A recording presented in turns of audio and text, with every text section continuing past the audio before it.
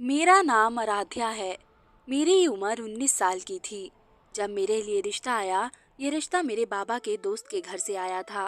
मेरे बाबा का कहना था कि अजीत नाम का मेरा ये दोस्त बड़ा ही सज्जन व्यक्ति है, इसलिए मैं बड़ी खुशी महसूस करूंगा अगर तुम्हारी उसके घर में शादी हो जाती है। मुझसे पूछा तो मैंने कहा मुझे कोई मसला नहीं होगा। ये लोग ज्यादा अमीर नहीं थे, लेकिन शराफत की कीमत कोई भी नहीं चुका सकता। मेरी माँ का कहना था कि एक ही बेटी है तुम्हारी, सिर्फ शराफत ही मत देखो, बाकी सब कुछ भी देखना होता है। ये कहाँ लिखा है कि बस एक दो चीज़ों से खुश होकर अपनी बेटी दे दी जाए। उनका तो अपना घर भी नहीं है, लेकिन मेरे बाबा का कहना था कि अगर नसीब में हो तो घर दौलत जायदाद सब कुछ मिल जाता है, लेकिन अगर अच्छे लोग ना मिले तो घर दौलत और जायदाद मिलके भी आपकी मदद नहीं कर पाते हैं। इसलिए मैंने इस घर में ही बेटी देनी है। लड़का तो बेशक देखने में भी खूबसूरत था और काफी मेहनती था। मेरे बाबा के साथ ही काम किया करता था। अजीत अंकल ने रिश्ते की बात की तो मेरे बाबा ने फौरन हाँ कर दी और मेरी शादी करवा दी।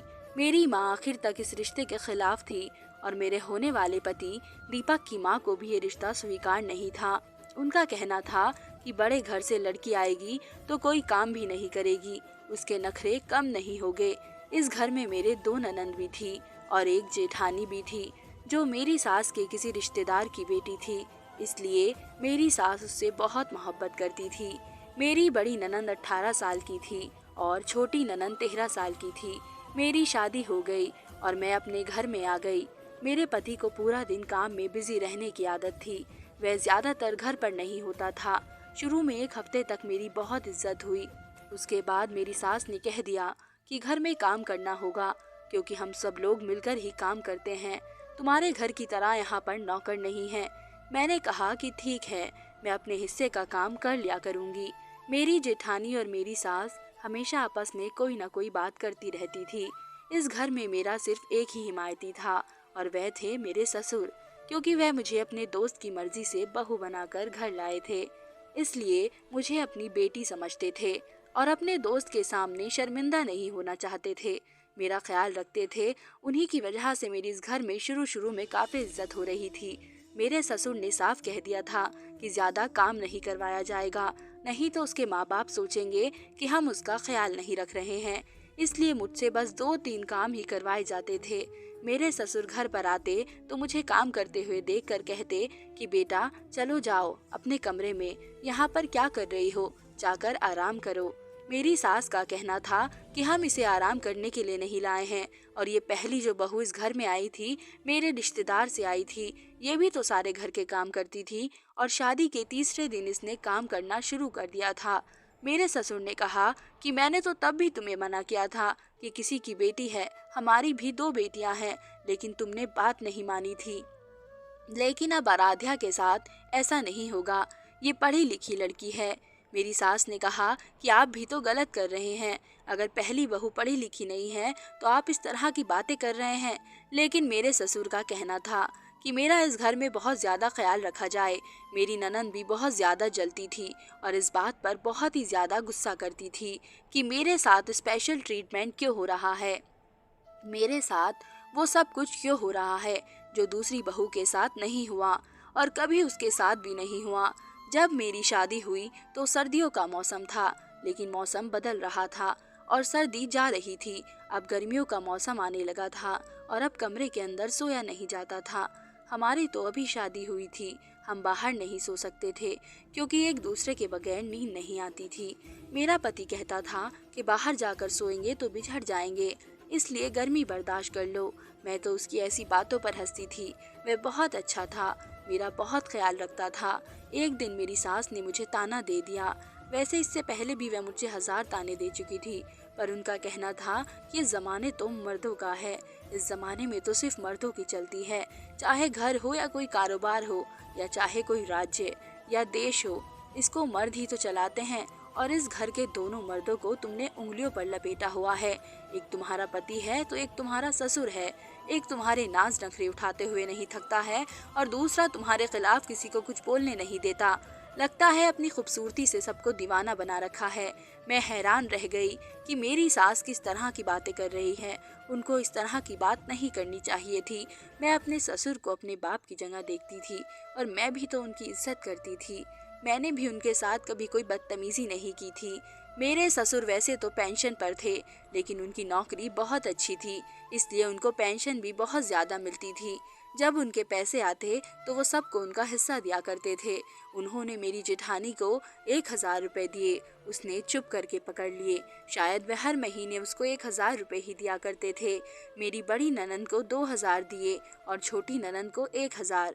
उसने शिकवा किया, लेकिन शायद बड़ी ननंद जिद करके अपने बाप से 2,000 रुपए लिया करती थी और कहती थी कि मेरे ज़्यादा खर्च है। फिर उन्होंने मुझे पैसे दिए। मुझे यकीन था कि जैसे बड़ी जेठानी को 2,000 रुपए दिए हैं तो मुझे भी 2,000 रुपए ही देंगे, लेकिन उन्होंने मुझे 3,000 रुपए दिए।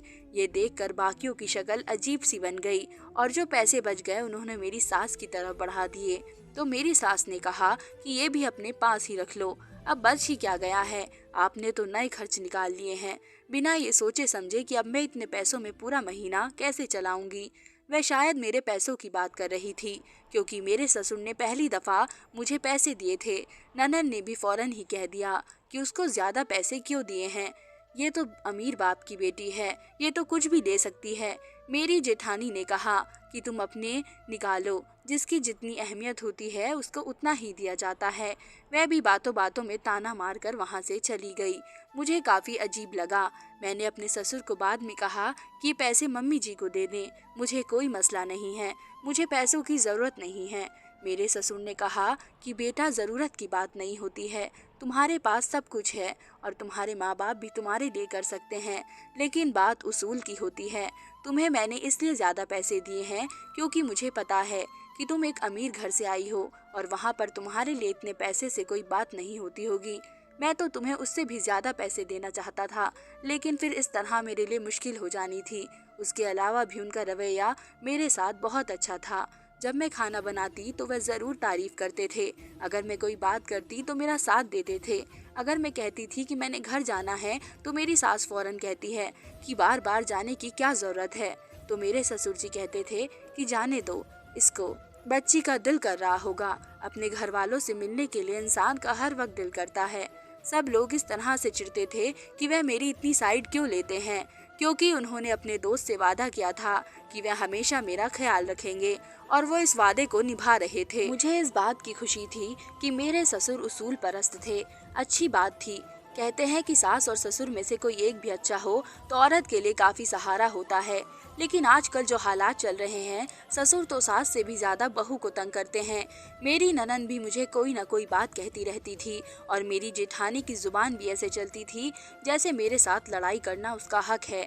लेकिन जब मेरे ससुर से पूछें तो मैं कह देती कि नहीं, सब कुछ बिल्कुल ठीक है। कभी कभी वे बाहर से आते तो मेरे लिए समोसे लेकर आते और कहते कि बेटी चाय बना लो, और हम लोग मिलकर चाय पीते हैं और समोसे खाते हैं। एक दिन हमने समोसे खा लिए और मेरी ननद ने कहा कि मेरे लिए कुछ नहीं रखा, तो मेरे ससुर ने कहा कि तुम्हारे लिए फिर ले आऊँगा, अभी तो ये मेहमान हैं। मेरी ननद ने कहा कि 4 महीने से ये मेहमान ही हैं, पता नहीं इस घर को अपना कब समझेगी। मेरे ससुर ने अपनी बेटी को भी डांट दिया। वह हर दिन मेरे बाबा को फ़ोन किया करते थे, मेरी बात भी करवाते थे और हफ्ते में एक दिन उससे मिलने के लिए भी ले जाते। जब मुझे मेरे घर जाना होता तो वह मुझे साथ ले जाते। मैं अपने बाबा के सामने हमेशा उनकी तारीफ किया करती थी। अब गर्मियाँ आ गई थी और सब लोग बाहर सोया करते थे। एक दिन मैंने एक मंजर देखा जो मुझे बहुत अजीब लगा। मैंने देखा कि मेरी ननंद और ससुर एक ही चारपाई में सो रहे थे। पहले मुझे लगा कि शायद चारपाइयों की कमी हो, लेकिन अगर चारपाइयों की कमी होती तो मेरी ननंद अपनी छोटी बहन के साथ भी तो सो सकती थी। वह ससुर के साथ ही क्यों सो रही थी? और चारपाई की कोई कमी नहीं थी। ये लोग देसी तरह के थे, इसलिए उनके घर में इस तरह की चीज़ें बहुत ज़्यादा थी। ये उन लोगों में से थे जो फ़ैन भी नहीं चलाते थे। ये सोच कर के बहुत ज़्यादा बिल आ जाएगा, लेकिन बाहर खुले माहौल और मौसम में सोना पसंद करते हैं। मुझे ये सब काफ़ी अजीब लगा, क्योंकि हमारे घर में मेरे बाबा भी मुझसे बहुत लाड प्यार करते थे, लेकिन उनका तरीका इस तरह का नहीं था। वह ज़्यादा से ज़्यादा सर पर हाथ रख देते थे, बस यही उनकी मोहब्बत हुआ करती थी। और सुबह जो बात मैंने अपने कानों से सुनी वह तो कुछ ज़्यादा ही अजीब थी। मेरे ससुर ने मेरी ननंद को कहा कि बेटा, रात को तुमने मुझे खुश कर दिया। मुझे ये सब कुछ बहुत अजीब लग रहा था। मैंने अपनी ननंद को कहा कि तुम पिताजी के साथ क्यों सो रही थी? अगर जगह नहीं थी तो मेरे कमरे से चारपाई ले जाती। उसने कहा कि मुझे पिताजी के साथ ही सोना अच्छा लगता है, पर मैं सो नहीं पाती और सर्दियों में पिताजी को अपने कमरे में ले जाती हूँ, तो पूरी गर्मियाँ तो हम लोग साथ ही होते हैं। मैं सोचने लगी कि बड़ी अजीब बात है कि इंसान जब सोता है तो वह कभी इधर करवट लेता है, कभी उधर करवट लेता है, और एक चारपाई पर अगर दो लोग सोते हैं तो उनके वजूद आपस में टकराते ही रहते हैं। लेकिन मैं कुछ बोल नहीं सकती थी। खैर, इस टॉपिक पर चुप हो गई। अगले दिन घर में कपड़े लेने की बात हो रही थी। मेरी जिठानी ने कहा कि अपनी पसंद के कलर बता दो, दो लोग एक जैसे कलर ना ले लेना, फिर कहेंगे एक दूसरे की नकल की है। तो मेरी ननद ने कहा कि मैं तो वही रंग पहनूंगी जो बाबा को पसंद है, ताकि मैं उनकी आंखों को बहुत ज्यादा अच्छी लगूं। मैंने कहा कि तुम अपनी पसंद का रंग पहनो, तुम्हें तो लाल रंग पसंद है और कोई पसंद नहीं है। तो उसने कहा कि नहीं, मैं तो उनकी पसंद का ही रंग पहनूंगी। पता नहीं क्या वजह थी, लेकिन मेरे ससुर और ननद में जरूरत से ज्यादा ही प्यार था। वह दोनों एक दूसरे के साथ इस तरह की अटखेलियां करते थे जैसे कोई नए शादीशुदा जोड़े क्या करते हैं, जबकि मेरा पति इस मामले में गंभीर था। वह घर वालों के सामने मेरे साथ ऐसा पेश आता था जैसे मैं उसकी कुछ नहीं लगती, मुझसे बात भी नहीं करता था, मेरा नाम भी नहीं लेता, और मुझे ये बात अच्छी लगती थी। अगर हम दोनों पति पत्नी थे और हमारा एक दूसरे पर हक था तो ये हमारे कमरे तक सीमित रहती, तो कोई मसला नहीं होने वाला। किसी को बताकर क्या करना था कि हमको एक दूसरे से कितनी मोहब्बत है, इस तरह नजर भी लग जाती है। मेरी जेठानी की शादी पसंद की हुई थी। वह हमेशा अपनी मोहब्बत और शादी के किस्से सुनाती रहती थी और कहती थी कि मेरा पति मुझसे बड़ी बहुत ज्यादा मोहब्बत करता है, जो कह दूं वही करता है। पर मुझे तो ऐसा नहीं लगता था। उनके दो बच्चे भी थे और वे लोग हमेशा आपस में झगड़ा ही करते रहते थे। उनके कमरे से बहस और झगड़ा करने की आवाजें आती थी। मेरा जेठ कभी भी मेरी जेठानी को अपने साथ कहीं लेकर नहीं जाता था, जबकि मेरे पति ने एक रूटीन बनाया था जबकि मेरे पति ने एक रूटीन बनाई थी कि वह रविवार वाले दिन मुझे अपने साथ ले जाते थे। हम अपनी बातों में बिजी रहते थे। वह मुझे बाजार भी ले जाते थे और फिर मम्मी के घर भी ले जाया करते, और अगर मैंने बाजार से जरूरत की कोई चीज लेनी होती तो वह मुझे लेकर दे देते थे। मेरी ननंद और ससुर दोनों एक ही बिस्तर में सोते थे। एक दिन मेरी ननंद ने मुझे कहा कि आपकी आंखों से ऐसा लग रहा है कि आप सारी रात सोई नहीं हैं।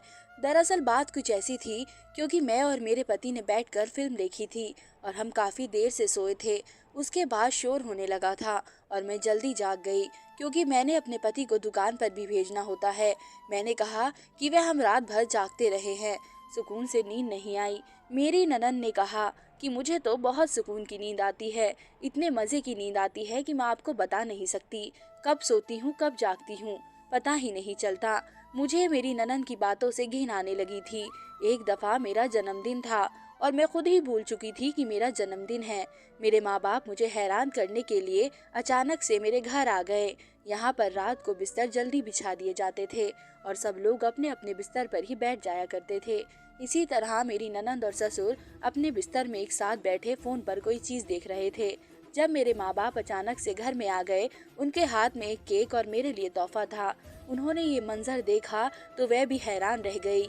मेरी माँ ने कहा कि ये बाहर क्या हो रहा था, तुमने नोट नहीं किया? ये सब क्या है, ऐसे तो नहीं होता है।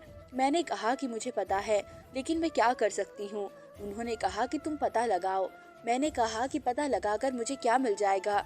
दरअसल मैं अपनी माँ को सब कुछ बताती थी, लेकिन बाबा को कोई बात नहीं बताती थी कि इस घर में मेरे साथ सबका व्यवहार कैसा होता है। मेरी माँ ने कहा कि तुम्हें उनकी एक गलती का पता चल जाएगा और अब तुम्हारे साथ में उनकी कमजोरी होगी, तो फिर ये तुम्हारे सामने ऊंची आवाज में बात भी नहीं करेंगे। तुम भी ना हमेशा बच्ची ही रहना। इतना तो तुम्हें पता होना चाहिए कि जब जॉइंट फैमिली में रहते हैं तो इस तरह की बातों पर नजर रखते हैं। मम्मी की बात तो बिल्कुल ठीक थी। ये लोग हमेशा मुझे कुछ ना कुछ कहते रहते थे। अगर मेरे हाथ में उनकी कमजोरी आ रही थी तो मुझे पीछे नहीं हटना चाहिए था। मेरी माँ ने कहा कि इस मामले की तरह तह तक पहुँच जाओ, फिर मुझे बताना कि बात क्या है। मैंने अपनी ननंद से बात की। मैंने कहा कि ऐसा क्यों करती हो, तुम अपने पिता के साथ क्यों सोती हो? तुम जवान हो, तुम्हें पता नहीं कि इस तरह नहीं होता है, रिश्तों की कोई हद होती है।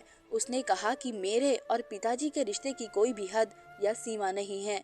इस बात पर तो मेरा मुंह खुला का खुला रह गया और उसने कहा कि जिस दिन तुमको पता चल गया ना कि मैं उनके बिस्तर में क्यों सोती हूँ, उस दिन तुम भी हैरान ही रह जाओगी। इस बात पर वह हंसती हुई वहां से चली गई और मैं तो वाकई हैरान थी उसकी इस हरकत पर, उसकी ऐसी बातों पर। मुझे समझ नहीं आ रही थी कि मैं क्या करूं। वह मुझे कभी भी अपनी जुबान से कुछ बताने वाली नहीं थी, लेकिन मुझे कुछ जानना जरूर था। मैं एक अजीब सी कश्मकश में फंस गई थी, जिसको सुलझाने के लिए मैं कुछ भी कर सकती थी। मैंने सोच लिया था कि मुझे क्या करना है, क्योंकि मेरे पास जानने का एक ही तरीका था।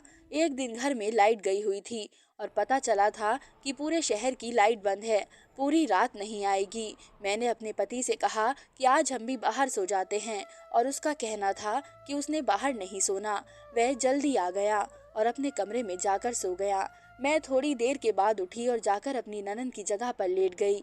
मेरी ननद शायद उठ के कहीं गई हुई थी या शायद बाथरूम में गई थी। मैं उसके बिस्तर पर अपने ससुर के साथ लेटी हुई थी।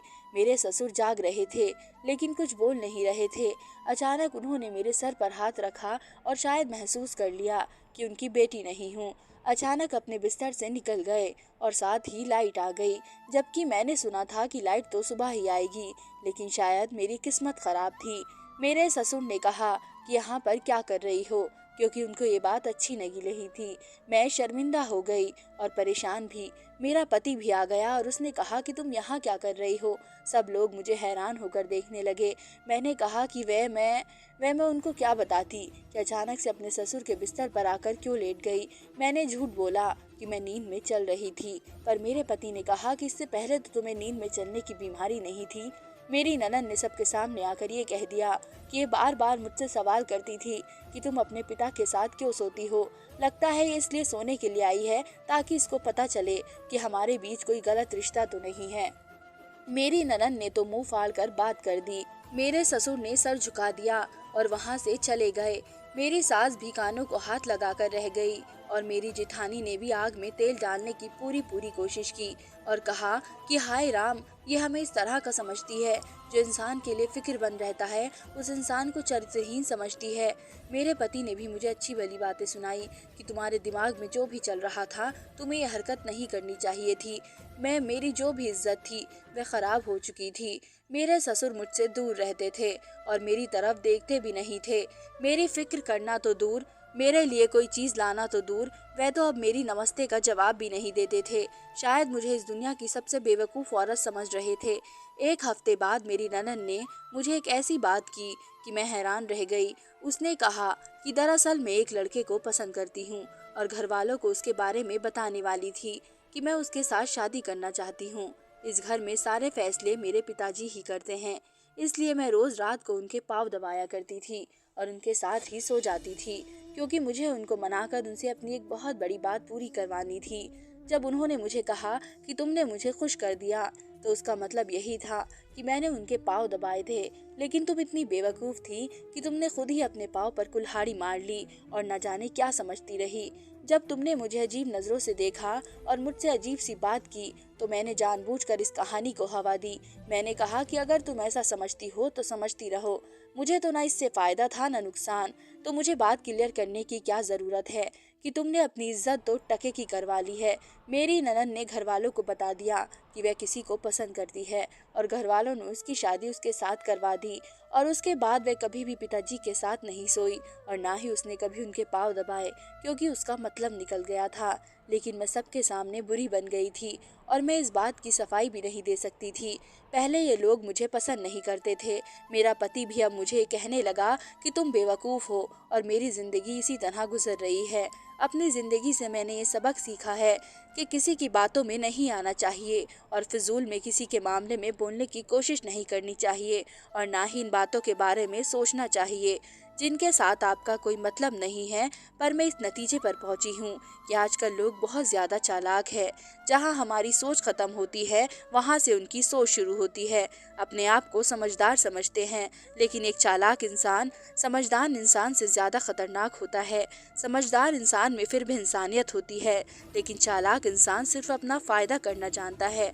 दोस्तों, उम्मीद करती हूँ आप सबको मेरी ये कहानी पसंद आई होगी और अगर आप सबको मेरी कहानी पसंद आई है तो प्लीज़ मेरे चैनल को सब्सक्राइब करें, मेरी वीडियोस को लाइक करें। धन्यवाद।